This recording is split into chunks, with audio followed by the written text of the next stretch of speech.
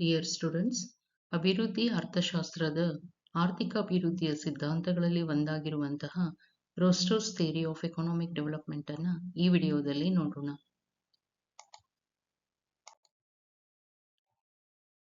ರೋಸ್ಟೋನ ಅಭಿವೃದ್ಧಿ ಸಿದ್ಧಾಂತ. Rostow's theory of economic development was given by Walt Whitman Rostow. ಈ ಸಿದ್ಧಾಂತವನ್ನ ವಾಲ್ಟ್ ವಿಚ್ಮನ್ ರೋಸ್ಟೋ ಎಂಬವರು ನೀಡಿದ್ದಾರೆ. ಯಾವುದೇ ದೇಶದ ಆರ್ಥಿಕಾಭಿವೃದ್ಧಿಯು ಹಲವು ಹಂತಗಳ ಮೂಲಕ ಹಾದು ಹೋಗುತ್ತದೆ. ಈ ಹಂತಗಳನ್ನ ಆರ್ಥಿಕ ಅಭಿವೃದ್ಧಿಯ ಹಂತಗಳು ಎಂದು ಕರೆಯಲಾಗುತ್ತದೆ. ವಾಲ್ಟ್ ವಿಚ್ಮನ್ ರೋಸ್ಟೋ ಆರ್ಥಿಕ ಅಭಿವೃದ್ಧಿಯ ಹಂತಗಳನ್ನು ವಿವರಿಸುವಲ್ಲಿ ಅಪಾರ ಕೊಡುಗೆಯನ್ನ ನೀಡಿದ್ದಾರೆ.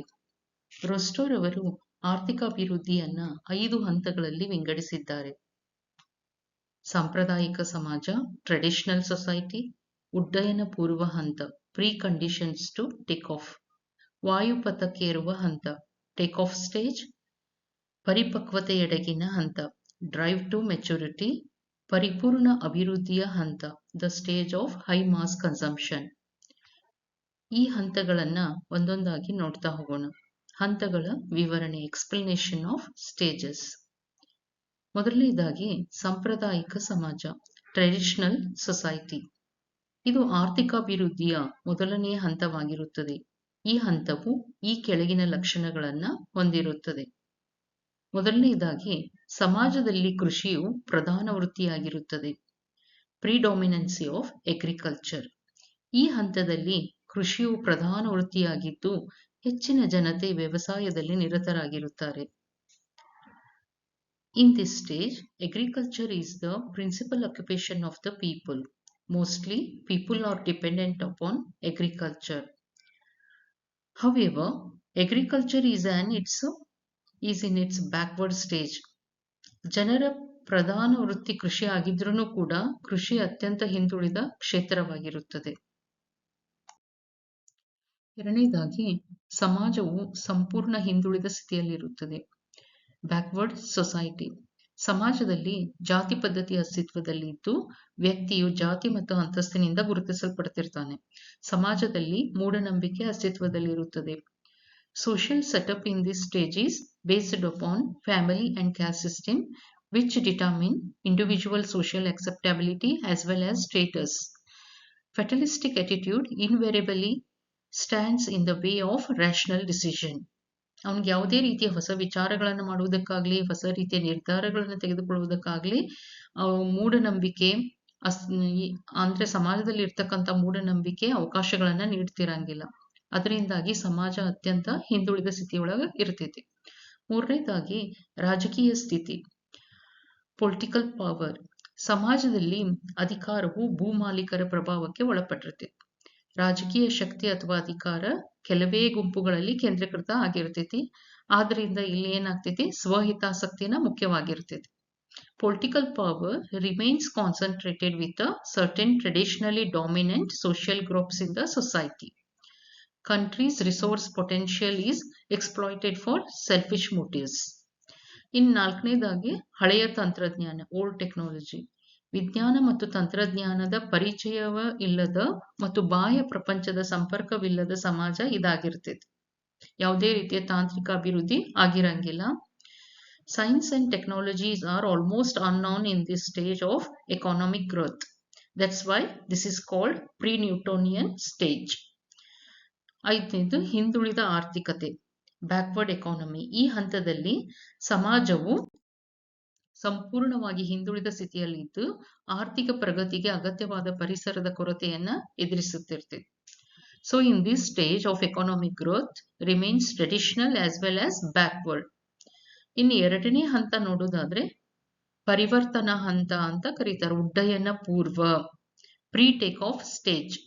ರೋಸ್ಟೋರ್ ಅವರ ಪ್ರಕಾರ ಬದಲಾವಣೆಗೆ ಬುನಾದಿಯನ್ನ ನಿರ್ಮಿಸುವಂತಹ ಪರಿವರ್ತನಾಶೀಲ ಹಂತ ಇದಾಗಿರುತ್ತೆ. ಈ ಹಂತದಲ್ಲಿ ಸಮಾಜದಲ್ಲಿ ಹಲವು ವಿಧಗಳ ಬದಲಾವಣೆಗಳು ಕಂಡು ಬರ್ತಾವ. According to Rostow, the second stage of growth embrace societies in the process of transition. This period is when the precondition for takeoff are developed. ಈ ಹಂತದ ಲಕ್ಷಣಗಳು. ಈ ಒಂದು ಏನು ಎರಡನೇ ಹಂತ ಐತಲ್ಲ, ಇದು ಯಾವ್ಯಾವ ರೀತಿ ಲಕ್ಷಣಗಳನ್ನ ಹೊಂದಿರ್ತೈತಿ ಅಂತ ನಾವಿಲ್ಲಿ ನೋಡೋಣ. ಮೊದಲನೇದಾಗಿ ಕೃಷಿ ಮೇಲಿನ ಅವಲಂಬನೆ ಕಡಿಮೆ. ನಾವು ಯಾವ್ದು ಸಾಂಪ್ರದಾಯಿಕ ಸಮಾಜ ನೋಡ್ತೀವಲ್ಲ ಅಲ್ಲಿ ಕೃಷಿನೇ ಮುಖ್ಯವಾದ ಉದ್ಯೋಗ ಆಗಿರ್ತೈತಿ. ಎರಡನೇ ಹಂತದೊಳಗ ಪರಿವರ್ತನಾ ಹಂತ ಅಂತ ಏನ್ ಕರಿತೀವಲ್ಲ ಇಲ್ಲಿ ಏನಾಗುತ್ತೆ, ಕೃಷಿ ಮೇಲಿನ ಅವಲಂಬನೆ ಕಡಿಮೆ ಆಗ್ತಾ ಬರ್ತೈತಿ. Less dependency on agriculture. ಈ ಹಂತದಲ್ಲಿ ಕೃಷಿಯೊಂದಗಿನ ಸಾಮಾಜಿಕ ಮೌಲ್ಯೋತ್ಪಾದಕ ಬಂಡವಾಳ ಹೆಚ್ಚಾಗಿ ನಿರ್ಮಾಣ ಕಾರ್ಯಗಳು ಕೈಗೊಳ್ಳತೊಡಗುತ್ತವೆ. ಕೈಗಾರಿಕೆ, ವ್ಯಾಪಾರ, ವಾಣಿಜ್ಯಗಳು ಅಭಿವೃದ್ಧಿಗೊಳ್ತವೆ. So, compared to traditional society, there is a much less dependency upon agriculture. Industry, trade, transport and other services start developing. ಎರಡನೇದು ಜನರು ವಿಚಾರ ಮಾಡುವ ರೀತಿಯಲ್ಲಿ ಬದಲಾವಣೆ, ಎನ್ಲಾರ್ಜ್ಡ್ ಔಟ್ಲುಕ್. ಎರಡನೇ ಹಂತದೊಳಗೆ ಏನಾಗ್ತೈತಿ ಅಂತಂದ್ರೆ ಸಾಮಾಜಿಕ, ರಾಜಕೀಯ, ಆರ್ಥಿಕ ರಚನೆಯಲ್ಲಿ ಮೂಲಭೂತ ಬದಲಾವಣೆಗಳು ಕಂಡು ಬರ್ತಾವ. ಜನರು ವಿಚಾರ ಮಾಡುವ ವ್ಯಾಪ್ತಿ ದೊಡ್ಡದಾಗುತ್ತದೆ. ಆರ್ಥಿಕ ಚಟುವಟಿಕೆಗಳಲ್ಲಿ ವೈವಿಧ್ಯೀಕರಣ ಕಂಡು ಬರ್ತದೆ. People start giving importance to the national and international developments rather than local issues. The field of economic activity is fairly diversified.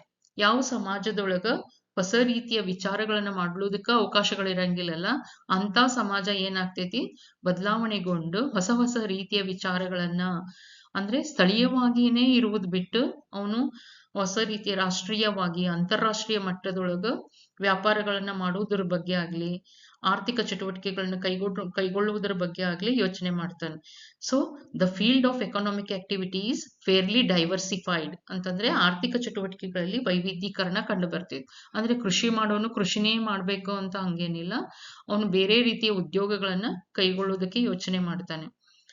So ಮೂರನೇದು ಬದಲಾವಣೆ ಅಂತಂದ್ರೆ, ಮೂರನೇ ಲಕ್ಷಣ ಕಂಡು ಬರುವುದು ಅಂತಂದ್ರೆ ಸಾಮಾಜಿಕ ಮೌಲ್ಯೋತ್ಪಾದಕ ಹೂಡಿಕೆ, ಎಕಾನಮಿಕ್ ಅಂಡ್ ಸೋಷಿಯಲ್ ಕಾಸ್ಟ್. ಸರ್ಕಾರವು ತನ್ನ ಆದಾಯದ ಒಂದು ಭಾಗವನ್ನ ರಸ್ತೆ, ಆಸ್ಪತ್ರೆ, ಡ್ಯಾಮ್, ಶಿಕ್ಷಣ ಸಂಸ್ಥೆಗಳು, ತರಬೇತಿ ಕೇಂದ್ರಗಳ ನಿರ್ಮಾಣದಲ್ಲಿ ತೊಡಗಿಸುತ್ತದೆ.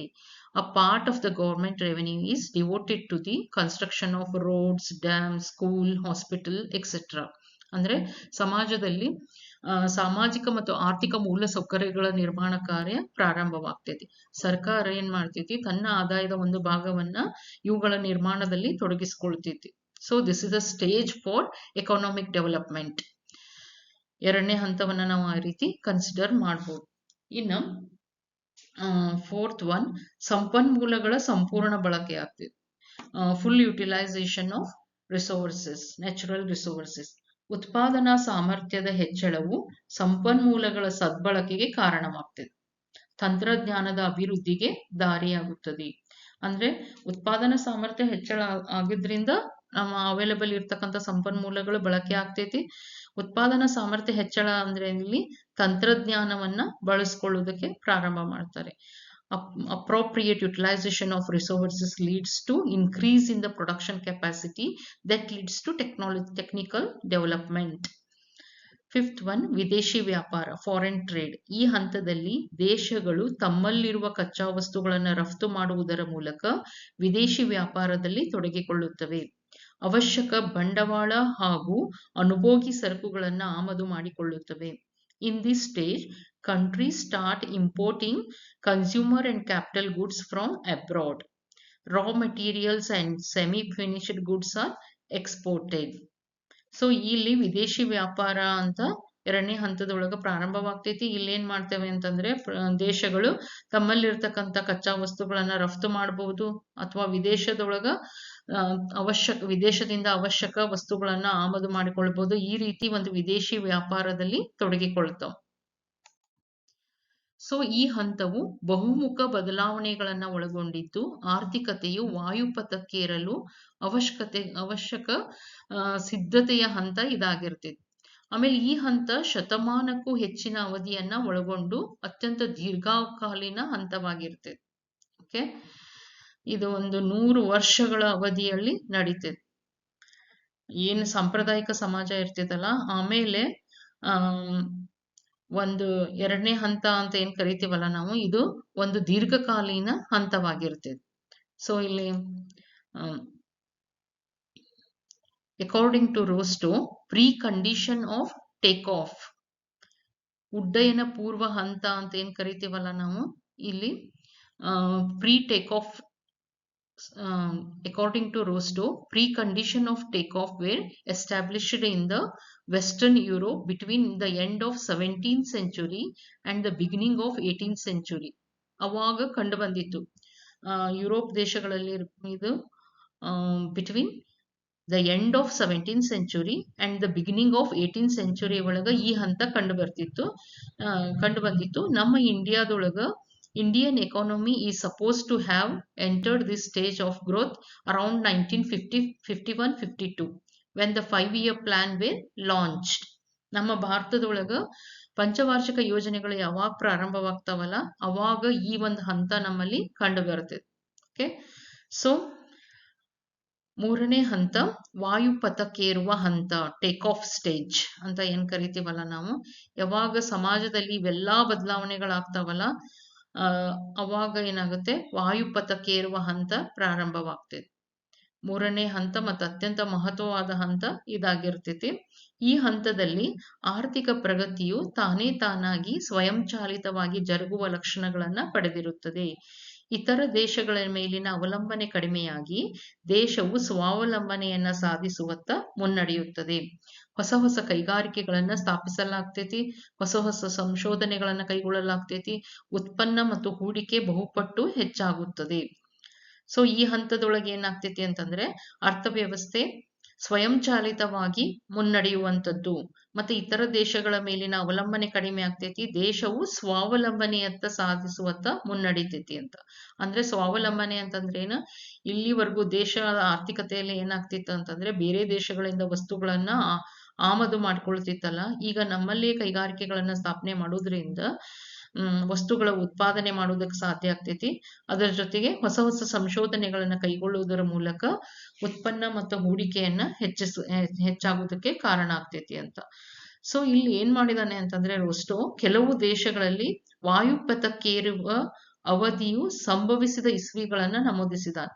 ತನ್ನ ಸಿದ್ಧಾಂತದೊಳಗ ಕೆಲವೊಂದು ದೇಶಗಳನ್ನ ಅವನು ಉದಾಹರಣೆಯಾಗಿ ಕೊಟ್ಟಿದ್ದಾನೆ. ಯಾವ ದೇಶಗಳು ಯಾವೊಂದು ಅವಧಿಯಲ್ಲಿ ಈ ಹಂತವನ್ನ ತಲುಪಿದ್ವು ಅನ್ನೋದನ್ನ ಇಲ್ಲಿ ಕೆಲವೊಂದು ಇಸ್ವಿಗಳನ್ನ ಅವನು ನಮೂದಿಸಿದ್ದಾನ. ಗ್ರೇಟ್ ಬ್ರಿಟನ್ 1783 to 1802, ಮತ್ತೆ USA 1843 to 1860. ಈ ಒಂದು ಅವಧಿ ಒಳಗ ಈ ಹಂತದಲ್ಲಿ ಈ ದೇಶಗಳು ಇದ್ವು ಅನ್ನೋದನ್ನ ಹೇಳ್ತಾನ. Germany 1890 to 1914, between 1890 to 1914. So India 1952, ನಾ ಅವಾಗ್ಲೇ ಹೇಳಿದ್ನೆಲ್ಲ ಅದೇ ರೀತಿ. ಇಲ್ಲಿ 51-52 ಒಳಗೆ ಈ ಹಂತ ಮುಗಿತೈತಿ. ಇಲ್ಲಿ ಭಾರತ 1952ರಲ್ಲಿ ವಾಯುಪಥಕ್ಕೇರುವ ಹಂತ ಚಾಲನೆಗೊಳ್ತೈತಿ. ಆಮೇಲೆ China 1952. So according to Rostow, in this stage the economy can progress without external assistance. New industries are established, rate of investment improves, new innovations taken place. So conditions of the take-off stage. ವಾಯುಪಥಕ್ಕೇರಲು ಅತ್ಯವಶ್ಯಕವಾದ ಸಂಗತಿಗಳು. ಒಂದು ಆರ್ಥಿಕತೆ ಅಥವಾ ಒಂದು ದೇಶ ವಾಯುಪಥಕ್ಕೆ ಏರ್ಬೇಕು ಅಂತಂತಂದ್ರೆ ಏನೇನ್ ಅದಕ್ಕೆ ಅತ್ಯವಶ್ಯಕ ಸಂಗತಿಗಳು ಅಲ್ಲಿ ಇರಬೇಕು ಅನ್ನೋದನ್ನ ಇಲ್ಲಿ ಮೆನ್ಷನ್ ಮಾಡಿದ್ದಾರೆ. ಫಸ್ಟ್ ಒನ್, ಒಟ್ಟು ರಾಷ್ಟ್ರೀಯ ಉತ್ಪನ್ನದಲ್ಲಿ ಉತ್ಪಾದಕ ಹೂಡಿಕೆ ದರ 5%ದಿಂದ 10% ಹೆಚ್ಚಬೇಕು ಅಂತ ಹೇಳಿ. ಆಮೇಲೆ ಹೆಚ್ಚಿನ ಸಂಖ್ಯೆಯಲ್ಲಿ ತಯಾರಿಕೋದ್ಯಮಗಳು ಅಭಿವೃದ್ಧಿ ಆಗಬೇಕು. ಡೆವಲಪ್ಮೆಂಟ್ ಆಫ್ ಲೀಡಿಂಗ್ ಸೆಕ್ಟರ್ಸ್, ಅಭಿವೃದ್ಧಿಗೆ ಪ್ರೇರಣೆ ಒದಗಿಸುವಂತಹ ರಾಜಕೀಯ, ಸಾಮಾಜಿಕ ಮತ್ತು ಸಾಂಸ್ಥಿಕ ಚೌಕಟ್ಟು ಅಸ್ತಿತ್ವಕ್ಕೆ ಬರಬೇಕು. Social and political environment which supports the development. ಈ 3 ಅಂಶಗಳು ಆರ್ಥಿಕತೆಯಲ್ಲಿ ಇರಬೇಕು. ಇವು ಮುಖ್ಯವಾಗಿ ಬೇಕು ಅಂತ. 5ರಿಂದ 10% ಅಷ್ಟು ಇನ್ವೆಸ್ಟ್ಮೆಂಟ್ ಮಾಡಬೇಕು. ಮತ್ತೆ ಹೆಚ್ಚಿನ ಸಂಖ್ಯೆಯಲ್ಲಿ ತಯಾರಿಕೋದ್ಯಮಗಳ ಅಭಿವೃದ್ಧಿ ಆಗಬೇಕು. Development of leading sectors, core industries establishment ಆಗಬೇಕು. ಬೃಹತ್ ಕೈಗಾರಿಕೆಗಳ ಸ್ಥಾಪನೆ ಆಗಬೇಕು, ಸಪೋರ್ಟಿವ್ ಇಂಡಸ್ಟ್ರೀಸ್ ಆಗಬೇಕು, ಮತ್ತೆ ಇದಕ್ಕೆ ತಕ್ಕಂತೆ ಎನ್ವಿರಾನ್ಮೆಂಟ್ ನಿರ್ಮಾಣ ಆಗಬೇಕು ದೇಶದೊಳಗ. ಅವಾಗ ನಾವು ಈ ಹಂತದೊಳಗ ಬರೋದಕ್ಕೆ ಸಾಧ್ಯ ಆಗ್ತದೆ. So which government policies which supports the development ಅನ್ನೋದನ್ನ ಇಲ್ಲಿ ಹೇಳ್ತಾರೆ. ಸೊ ಇಲ್ಲಿ ಯಾವ್ಯಾವ ಲಕ್ಷಣಗಳು ಕಂಡು ಬರ್ತಾವು ಅಂತಂದ್ರೆ, ಇಲ್ಲಿ ಲಾಭದ ಮರು ಹೂಡಿಕೆ ಆಗ್ತೈತಿ, reinvestment of profit. Reinvestment of profit ಆದಾಗ ಏನಾಗ್ತೈತಿ, ಎಕ್ಸ್ಪಾನ್ಷನ್ ಆಫ್ ಇನ್ವೆಸ್ಟ್ಮೆಂಟ್, ಹೂಡಿಕೆಯಲ್ಲಿ ಹೆಚ್ಚಳ ಆಗ್ತೈತಿ. ಆಮೇಲೆ ವಿದೇಶಿ ವ್ಯಾಪಾರ, which increase the investment in export oriented industries. ವಿದೇಶಿ ವ್ಯಾಪಾರದಿಂದಾಗಿ ರಫ್ತು ಹೆಚ್ಚಿಸುವುದಕ್ಕಾಗಿ ಏನ್ ಮಾಡ್ತಾರೆ, which increase the investment in export oriented, ರಫ್ತು ಆದ್ಯತಾ ಕೈಗಾರಿಕೆಗಳಿಗೆ ಇಲ್ಲಿ ಹೆಚ್ಚಿನ ಆದ್ಯತೆಯನ್ನ ಕೊಡಲಾಗ್ತೈತಿ. ಇನ್ಕ್ರೀಸ್ ಇನ್ ದ ಡಿಮಾಂಡ್, ಬೇಡಿಕೆಯಲ್ಲಿ ಹೆಚ್ಚಳ ಕಂಡು ಬರ್ತೈತಿ.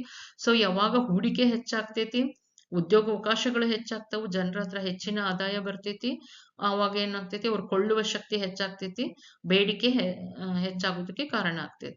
So increase in the investment that leads to increase in the employment opportunities, increase in the income of the people, then increase in the demand for goods. ಆಮೇಲೆ ಬಂಡವಾಳದ ಲಭ್ಯತೆ, availability of capital in the form of redistribution of income, reinvestment of profit, household saving. ಇವೆಲ್ಲ ಸೋರ್ಸಿಂದ ಏನಾಗ್ತೈತಿ, ಬಂಡವಾಳದ ಲಭ್ಯತೆ. ಬಂಡವಾಳದ ಕೊರತೆಯಿಂದ ಅಭಿವೃದ್ಧಿ ಆಗೋದಕ್ಕೆ ಎರಡನೇ ಸ್ಟೇಜ್, ಫಸ್ಟ್ ಅಥವಾ ಸೆಕೆಂಡ್ ಸ್ಟೇಜ್ ಅಲ್ಲಿ ನಾವು ನೋಡ್ತೀವಿ. ಇಲ್ಲಿ ಏನಾಗುತ್ತೆ ಅಂತಂದ್ರೆ, ರೀಡಿಸ್ಟ್ರಿಬ್ಯೂಷನ್ ಆಫ್ ಇನ್ಕಮ್, ಸಂಪತ್ತಿನ ಮರು ಹಂಚಿಕೆ ಇರ್ಬೋದು, ಲಾಭದ ಮರು ಹೂಡಿಕೆ ಇರ್ಬೋದು, ಮತ್ತೆ ಉಳಿತಾಯ ಇರ್ಬೋದು. ಇವೆಲ್ಲ ಕಾರಣದಿಂದಾಗಿ ಬಂಡವಾಳದ ಲಭ್ಯತೆ ಕಂಡು ಬರುತ್ತೆ. ಮತ್ತೆ ತಾಂತ್ರಿಕ ಅಭಿವೃದ್ಧಿ, ಟೆಕ್ನಿಕಲ್ ಡೆವಲಪ್ಮೆಂಟ್, ಹೊಸ ಹೊಸ ಉತ್ಪಾದನಾ ವಿಧಾನಗಳನ್ನು ಅಳವಡಿಸಿಕೊಳ್ಳಲಾಗ್ತೈತಿ ಕೃಷಿ ಮತ್ತು ಕೈಗಾರಿಕೆ ಒಳಗ. ಕೃಷಿಯ ವಾಣಿಜ್ಯೀಕರಣ, ಹೊಸ ರೀತಿಯ ಪ್ರಯತ್ನಗಳನ್ನು ನಡೆಸಲಾಗ್ತೈತಿ. ಆಮೇಲೆ ಸರ್ಕಾರದ ನೀತಿ, ಗೌರ್ಮೆಂಟ್ ಪಾಲಿಸಿ, ಆರ್ಥಿಕ ಅಭಿವೃದ್ಧಿಗೆ ಪೂರಕವಾದ ನೀತಿಗಳನ್ನ ರಚಿಸಲಾಗ್ತೈತಿ. ಇನ್ನು ಫೋರ್ತ್ ಒನ್, ಪರಿಪಕ್ವತೆಯ ಹಂತ, ಡ್ರೈವ್ ಟು ಮೆಚುರಿಟಿ. ರೋಸ್ಟೋರ್ ಅವರ ಪ್ರಕಾರ ಸಮಾಜವು ಆಧುನಿಕ ತಂತ್ರಜ್ಞಾನವನ್ನ ತನ್ನಲ್ಲಿರುವ ಪೂರ್ಣ ಸಂಪನ್ಮೂಲಗಳ ಬಳಕೆಗೆ ಪರಿಣಾಮಕಾರಿಯಾಗಿ ಪ್ರಯೋಗಿಸುವಂತಹ ಅವಧಿ ಪರಿಪಕ್ವತೆಯ ಹಂತ. According to Rostow, drive to maturity is the outcome of take off stage. The economy applied its full capacity for effective utilization of resources. ಅಂದ್ರೆ ಹೊಸದು ಏನು ಆಧುನಿಕ ತಂತ್ರಜ್ಞಾನ ಇರ್ಬೋದು, ಅದನ್ನೆಲ್ಲ ಏನ್ ಮಾಡುತ್ತೆ, ತನ್ನಲ್ಲಿರುವ ಸಂಪನ್ಮೂಲಗಳನ್ನ ಸಂಪೂರ್ಣವಾಗಿ ಬಳಸ್ಕೊಳ್ಳೋದಕ್ಕೆ ಅದನ್ನ ಅಳವಡಿಸ್ಕೊಳ್ತಿದೆ. ಅಂತದನ್ನ ಇದು ಡ್ರೈವ್ ಟು ಮೆಚುರಿಟಿ ಅಂತ ಕರೀತಾರೆ. ಇಲ್ಲಿ ಏನೇನ್ ಲಕ್ಷಣಗಳು ಕಂಡು ಬರ್ತಾವು ಅಂತಂದ್ರೆ, ಜನಸಂಖ್ಯೆಯ ಬೆಳವಣಿಗೆಗಿಂತ ಉತ್ಪನ್ನದ ಏರಿಕೆ ದರ ಅಧಿಕವಾಗಿರ್ಬೇಕು. ಇಲ್ಲಿ ಏನಾಗುತ್ತೆ ಅಂತಂದ್ರೆ, the growth rate of GDP is more than the population growth rate. ಇಲ್ಲಿ ಆ ರೀತಿ ಒಂದು ಲಕ್ಷಣ ಕಂಡು ಬರ್ತೈತಿ. ಕೃಷಿ ಮೇಲಿನ ಅವಲಂಬನೆ ಕಡಿಮೆ ಆಗ್ತೈತಿ. ಕಾರ್ಮಿಕರು ಸ್ವಾವಲಂಬಿತರು ಹಾಗೂ ಹೆಚ್ಚು ಕೌಶಲ್ಯ ಭರಿತರಾಗಿರ್ತಾರೆ. ಈ ಒಂದು 4ನೇ ಹಂತದೊಳಗೆ ಏನಾಗುತ್ತೆ ಅಂತಂದ್ರೆ,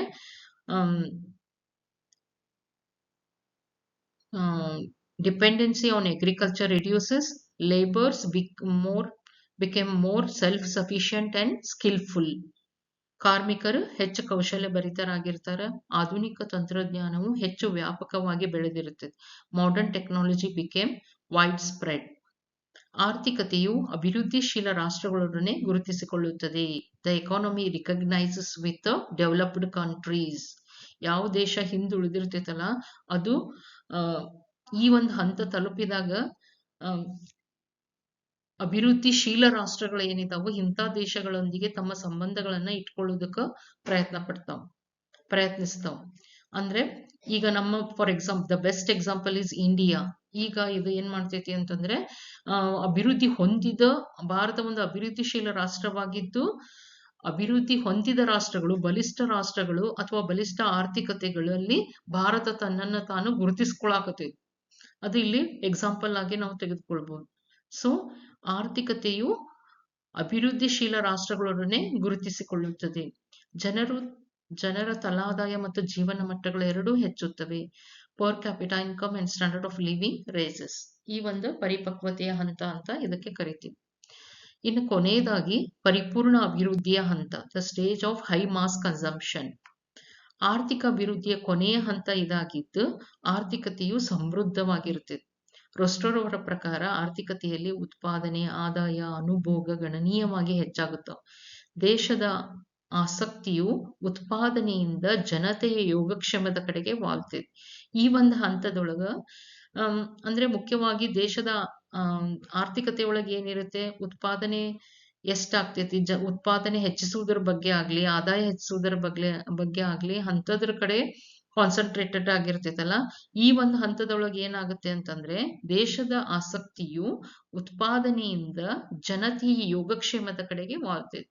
ಜನರಿಗೆ ಹೆಚ್ಚಿನ ಸೌಕರ್ಯಗಳನ್ನು ಕೊಡಬೇಕು, ಜೀವನ ಮಟ್ಟವನ್ನ ಹೆಚ್ಚಿಸಬೇಕು, ಅವರಿಗೆ ಗುಣಮಟ್ಟದ ಜೀವನವನ್ನ ಕೊಡಬೇಕು ಅನ್ನೋದ್ರ ಕಡೆಗೆ ಆರ್ಥಿಕತೆ ಯೋಚನೆ ಮಾಡ್ತೈತಿ. So this is the most important stage of economic growth. According to Rostow, there is considerable increase in the income, production and consumption. The principal problem of a country no longer remains production, but of maximization of social welfare. Okay, ಇಲ್ಲಿ ಏನಾಗುತ್ತೆ ನೋಡ್ರಿ, ಎಷ್ಟು ಹೆಚ್ಚು ಉತ್ಪಾದಿಸಬೇಕು ಅನ್ನೋದ್ರ ಕಡೆಗಿಂತ ದೇಶದ ಜನರ ಯೋಗಕ್ಷೇಮವನ್ನು ಹೆಚ್ಚಿಸೋದ್ರ ಕಡೆಗೆ ಇಲ್ಲಿ ಯೋಚನೆ ಮಾಡಲಾಗ್ತಿದೆ. ಈ ಒಂದು ಹಂತದ ಪ್ರಮುಖ ಲಕ್ಷಣಗಳು ಅಂತಂದ್ರೆ ಮಿಲಿಟರಿ ಮೇಲೆ ಅಧಿಕ ಹೂಡಿಕೆ, more spending on military. The best example is again USA. So ಈಗ ಬಲಿಷ್ಠ ಆರ್ಥಿಕತೆ ಆಗಿರುವುದರಿಂದ ಸಾಕಷ್ಟು ಒಂದು ಬಲಿಷ್ಠ ಅಥವಾ ಶಕ್ತಿಯುತ ಆರ್ಥಿಕತೆ ಅದು USA ಹೊಂದಿರುವುದರಿಂದ ಏನಾಗುತ್ತೆ ಅಂತಂದ್ರೆ it obviously spends more on military. ಕಲ್ಯಾಣ ರಾಷ್ಟ್ರ, welfare state, standard of living of a masses is raised, government offering them more and more facilities, life became comfortable. ಒಂದು ಉತ್ತಮ ಗುಣಮಟ್ಟದ ಜೀವನವನ್ನ ನಡೆಸುವುದಕ್ಕೆ ಇಲ್ಲಿ ಸಾಧ್ಯವಾಗ್ತದೆ. ಸೊ ಅಂದ್ರೆ ಇಲ್ಲಿ ಜನರು ಅನುಭೋಗಿ ಸರಕುಗಳ ಜೊತೆಗೆ ಐಷಾರಾಮಿ ಸರಕುಗಳ ಮೇಲೆ ಅಧಿಕ ವೆಚ್ಚವನ್ನ ಮಾಡ್ತಾರೆ. Increase in the consumption of luxuries. Okay, ಒಂದು ಉತ್ತಮ ಮಟ್ಟದ ಜೀವನವನ್ನ ಅವರು ಹೊಂದಿರ್ತಾರೆ ಅಂತ ಹೇಳ್ಬೋದು. ಕಾರ್ಮಿಕರು ಹೆಚ್ಚು ಸಂಘಟಿತರಾಗಿರ್ತಾರೆ. Labour became organised. ಈ ಒಂದು ಹಂತ ಪರಿಪಕ್ವತೆಯ ಹಂತ ಅಂತ ಕರೀತಾರೆ. ರೋಸ್ಟರ್ ಅವರ ಆರ್ಥಿಕಾಭಿವೃದ್ಧಿಯ 5 ಹಂತಗಳನ್ನ ಈ ರೀತಿ ತೋರಿಸಬಹುದು. ನಾವೊಂದು ಈ ರೀತಿ ಡೈಗ್ರಾಮ್ ಹಾಕೊಂಡು OY ಆಕ್ಸಿಸ್ ಅಲ್ಲಿ ಆದಾಯವನ್ನ, OX ಆಕ್ಸಿಸ್ ಅಲ್ಲಿ ಅವಧಿಯನ್ನ ಅಂದ್ರೆ ಕಾಲಾವಧಿಯನ್ನ ತೆಗೆದುಕೊಂಡು ಇದು ಆದಾಯದ ಪಥ ಯಾವ್ಯಾವ ರೀತಿ ಅಂದ್ರೆ ಟೈಮ್ ಪೀರಿಯಡ್ ಅನ್ನ ಇಲ್ಲಿ ತಗೊಂಡ್ವಿ ಅಂತಂತಂದ್ರೆ ಫಸ್ಟ್ ಸ್ಟೇಜಸ್ ಅಲ್ಲಿ ಕಾನ್ಸ್ಟಂಟ್ ಇನ್ಕಮ್ ಇರೋದನ್ನ ಹೆಚ್ಚುತ್ತಾ ಇರೋದನ್ನ ನೋಡ್ಬೋದು. ಹೆಂಗೆ ಅವಧಿ ಹೆಚ್ಚಾಗ್ತಾ ಹೋಗ್ತೈತಲ್ಲ ಅದೇ ರೀತಿ ಸ್ಟೇಜಸ್ ಚೇಂಜ್ ಆಗ್ತಾ ಹೋಗ್ತಾವ. ಸೊ ಸಾಂಪ್ರದಾಯಿಕ ಸಮಾಜ ಇರ್ತೈತಿ. ಇಲ್ಲಿ ಉಡ್ಡಯನ ಪೂರ್ವ ಹಂತ 2ನೇ ಸ್ಟೇಜ್ ಅಲ್ಲಿ ನೋಡ್ತೀವಿ. ನಿಧಾನವಾಗಿ ಆರ್ಥಿಕತೆ ಅಭಿವೃದ್ಧಿ ಹತ್ರ ಸಾಗ್ತಾ ಇರುವುದನ್ನ ನಾವಿಲ್ಲಿ ನೋಡ್ತೀವಿ. ಸೊ 3ನೇದು ಟೇಕ್ ಆಫ್ ಸ್ಟೇಜ್ ಇರ್ಬೋದು, ಪರಿಪಕ್ವತೆಯ ಹಂತ. ಸೊ ಒಂದು ಬಲಿಷ್ಠ ಆರ್ಥಿಕತೆಯಾಗಿ ರೂಪುಗೊಳ್ಳುತ್ತಿರುವುದು ಅಂತದ್ದು, ಆರ್ಥಿಕಾಭಿವೃದ್ಧಿಯನ್ನ ಹೊಂದಿರುವಂತದ್ದನ್ನ ಇಲ್ಲಿ ಇದು ತೋರಿಸ್ತದೆ. 1ನೇ ಹಂತದಿಂದ 5ನೇ ಹಂತದ ಅವಧಿಯನ್ನ ನಾವು ಈ ರೀತಿ ತೋರಿಸ್ಬೋದು. ಇದು ಆದಾಯದ ಪಥ ಅಂತ ಕರೀತಾರೆ. ಯಾವ ರೀತಿ ಅದು ಆರ್ಥಿಕತೆ ಅಭಿವೃದ್ಧಿಯನ್ನ ಸಾಧಿಸ್ತಾ ಹೋಗ್ತೈತಿ. From beginning traditional stage to drive to maturity, high mass consumption state ವರ್ಗುನು ಇದು ತೋರಿಸುತ್ತೆ. ಸೊ ಇಷ್ಟೆಲ್ಲ ರೋಸ್ಟೋರ್ ಅವರು ಆರ್ಥಿಕಾಭಿವೃದ್ಧಿಯ ಬಗ್ಗೆ ಹೇಳಿದ್ರು ಕೂಡ ಇದು ಇವರ ಸಿದ್ಧಾಂತ ಅನೇಕ ಟೀಕೆಗಳಿಗೆ ಒಳಗಾಗೈತಿ. ನಾವು ಯಾವುದೇ ಸಿದ್ಧಾಂತವನ್ನ ಬರಿಬೇಕಾದ್ರೆ ಟೀಕೆಗಳನ್ನು ಕೂಡ ಬರೀಲೇಬೇಕಾಗ್ತೈತಿ. ಸೊ ಇಲ್ಲಿ ಮುಖ್ಯವಾಗಿ ಪ್ರೊಫೆಸರ್ ಹರ್ಷ್ಮನ್ ಅಂಡ್ ಕುಜ್ನೈಟ್ ಅವರು ರೋಸ್ಟೋರ್ ಅವರ ಸಿದ್ಧಾಂತದ ಪ್ರಮುಖ ಟೀಕಾಕಾರರಾಗಿದ್ದಾರೆ. ಮೊದಲನೇದಾಗಿ ಹಂತಗಳ ಕ್ರಮಾನುಗತಿಯ ಅಸಂಬದ್ಧತೆ ಅಂತ ಕರೀತಾರೆ. ಆರ್ಥಿಕಾಭಿವೃದ್ಧಿಗೆ ಸಾಂಪ್ರದಾಯಿಕ ಸಮಾಜದ ಅವಶ್ಯಕತೆ ಇಲ್ಲ. Traditional society not essential for development. ಎಲ್ಲ ಆರ್ಥಿಕತೆಗಳು ಈ ಹಂತದಲ್ಲೇ ಹಾದು ಹೋಗ್ಬೇಕನ್ನೋದು ಸರಿಯಾಗಿಲ್ಲ ಅಂತ.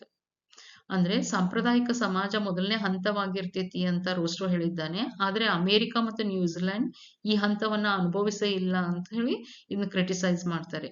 It is not essential for growth that a country must pass through first stage. For Nations like USA, New Zealand R free from traditional stage. ಅಂದ್ರೆ ಸಾಂಪ್ರದಾಯಿಕ ಸಮಾಜವನ್ನ ದಾಟ್ಕೊಂಡೇನೆ ಮುಂದಿನ ಹಂತಕ್ಕೆ ಹೋಗ್ಬೇಕು ಅಂತ ಏನಿಲ್ಲ. 2ನೇ 3ನೇ ಹಂತಕ್ಕೆನೆ ಅನೇಕ ದೇಶಗಳು ಹೋಗ್ಬಿಟ್ಟಿದಾವು ಅಂತ ಹೇಳಿ ಇಲ್ಲಿ ಹೇಳ್ತಾರೆ. ಆದ್ರಿಂದ ಇದು ಟೀಕೆಗೆ ಒಳಗಾಗ್ತೈತಿ ಅಂತ. 2ನೇದು ಪೂರ್ವಾಪೇಕ್ಷತೆಗಳನ್ನ ಸಮರ್ಪಕವಾಗಿ ವಿಂಗಡಿಸದಿರುವಿಕೆ. Pre conditions may not precede the take off. ರೋಸ್ಟೋರ್ ಅವರ ಪ್ರಕಾರ ವಾಯುಪಥಕ್ಕೆ ಏರುವ ಮುನ್ನ ಕೆಲವು ಪೂರ್ವಾಪೇಕ್ಷತೆಗಳು ಅಗತ್ಯ. ಆದರೆ ಟೀಕಾಕಾರರು ಈ ಸಂಗತಿಗಳು ವಾಯುಪಥಕ್ಕೆ ಏರಿದ ನಂತರವೂ ಸಂಭವಿಸಬಹುದು ಎಂದಿದ್ದಾರೆ. ಫಾರ್ ಎಕ್ಸಾಂಪಲ್, ಕೃಷಿ ಅಭಿವೃದ್ಧಿ, ಮೂಲಸೌಕರ್ಯಗಳು. ಸಾಂಪ್ರದಾಯಿಕ ಸಮಾಜ ಅತ್ಯಂತ ಹಿಂದುಳಿದಿರ್ತೈತಿ. 2ನೇ ಹಂತದೊಳಗೆ ಏನಾಗ್ತೈತಿ, ಫ್ರೀ ಟೇಕ್ ಆಫ್ ಸ್ಟೇಜ್ ಅಂತ ಏನ್ ಹೇಳ್ತೀವಲ್ಲ ನಾವು, ಅಲ್ಲಿ ಕೃಷಿ ಅಭಿವೃದ್ಧಿ ಆಗ್ಬೇಕು, ಮೂಲಸೌಕರ್ಯಗಳು ಅಭಿವೃದ್ಧಿ ಆಗ್ಬೇಕು. ಅದು ಆದ್ಮೇಲೆ ಟೇಕ್ ಆಫ್ ಆಗುತ್ತೆ ಅಂತ ಹೇಳಿದ್ದಾರೆ. ಆದ್ರೆ it is not necessary that pre condition must precede the take off. For example, it is not necessary that agriculture revolution and development of infrastructure facilities must take place before take-off stage. Okay, ನಾವು ಯಾವುದೇ ಕೃಷಿ ಕ್ರಾಂತಿ ಇರ್ಬೋದು, ಮೂಲಸೌಕರ್ಯಗಳ ಅಭಿವೃದ್ಧಿ ಇರ್ಬೋದು, ಇದು 2ನೇ ಸ್ಟೇಜ್ ಒಳಗನೆ ಆಗ್ಬೇಕಂತ ಏನಿಲ್ಲ. ಟೇಕ್ ಆಫ್ ಆದ್ಮೇಲೂ ಕೂಡ ಇವುಗಳನ್ನ ಅಭಿವೃದ್ಧಿ ಮಾಡಬಹುದು ಅಂತೇಳಿ. ನಾವೀಗ ಇಂಡಿಯಾದಲ್ಲಿ ನಮ್ಮ ಭಾರತ ದೇಶದೊಳಗೆ ನೋಡ್ತಾನೆ ಇದ್ದೀವಿ, ಇಷ್ಟೆಲ್ಲಾ ಪಂಚವಾರ್ಷಿಕ ಯೋಜನೆಗಳಾಗಿದ್ದವು.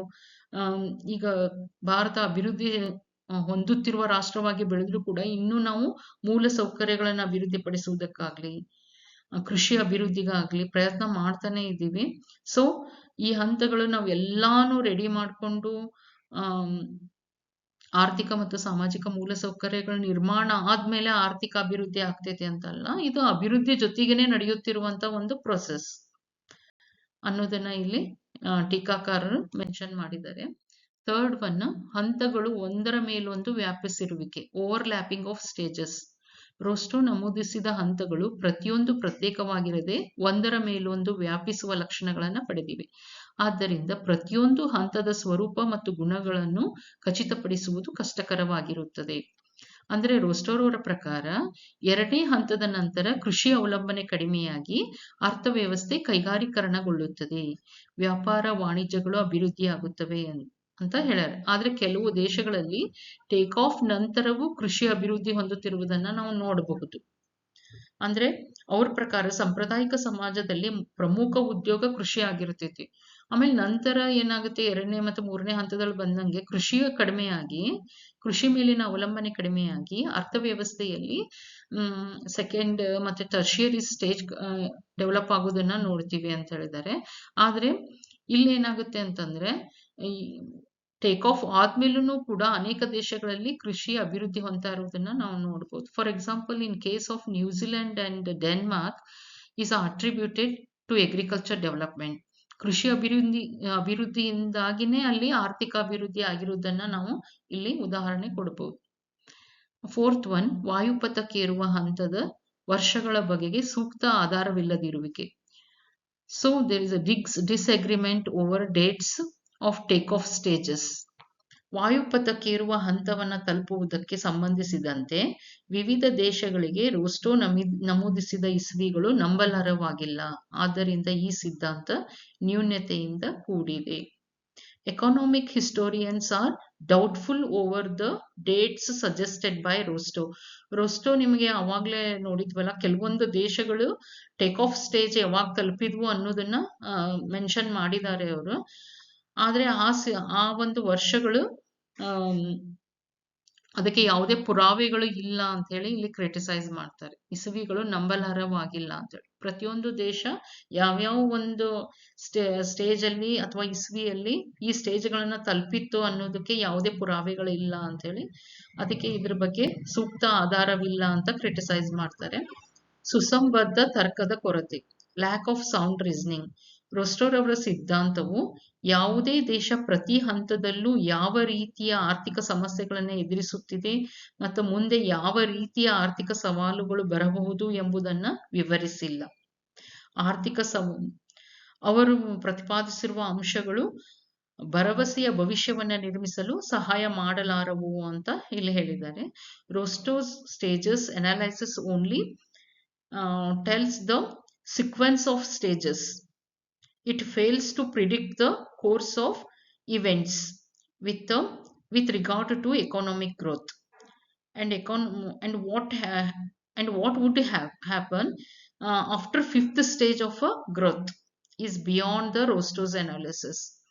ಅಂದ್ರೆ ಇಲ್ಲಿ 5ನೇ ಹಂತ ಆದ್ಮೇಲೆ ಏನಾಗುತ್ತೆ ಅಥವಾ ಪ್ರತಿಯೊಂದು ಹಂತದಲ್ಲಿ ಕಂಡು ಬರತಕ್ಕಂತಹ ಸಮಸ್ಯೆಗಳಿರ್ಬೋದು, ಅದಕ್ಕೆ ಯಾವ ರೀತಿ ಪರಿಹಾರಗಳನ್ನ ಕಂಡ್ಕೊಳ್ಬೇಕು, ಮತ್ತೆ ಕೆಲವೊಂದು ಸಾರಿ ಬರುವಂತಹ ಸವಾಲುಗಳನ್ನ ಯಾವ ರೀತಿ ಎದುರಿಸಬೇಕು, ಆಮೇಲೆ ಕೆಲವೊಂದು ದೇಶಗಳು ಆ ಹಂತವನ್ನ ತಲುಪೋದಕ್ಕಾಗುವುದಿಲ್ಲ, ಸೆಕೆಂಡ್ ಸ್ಟೇಜ್ ಇಂದ ಥರ್ಡ್ ಇರ್ಬೋದು, it takes a long period of time. ಅವಾಗ ಯಾವ ರೀತಿ ಸವಾಲುಗಳನ್ನ ಎದುರಿಸಬೇಕು ಅನ್ನೋದು ಅನೇಕ ಅಂಶಗಳನ್ನ ಹೇಳಂಗಿಲ್ಲ. ಸೊ ಇಲ್ಲಿ ಭವಿಷ್ಯ ಹೆಂಗೆ ಅನ್ನೋದನ್ನ ಇಲ್ಲಿ ಯಾವುದೇ ರೀತಿ ಅವರು ಮೆನ್ಷನ್ ಮಾಡಿಲ್ಲ ಅಂತ ಕ್ರಿಟಿಸೈಸ್ ಮಾಡ್ಯಾರ. So this is about Rostow's theory of economic development. Thank you.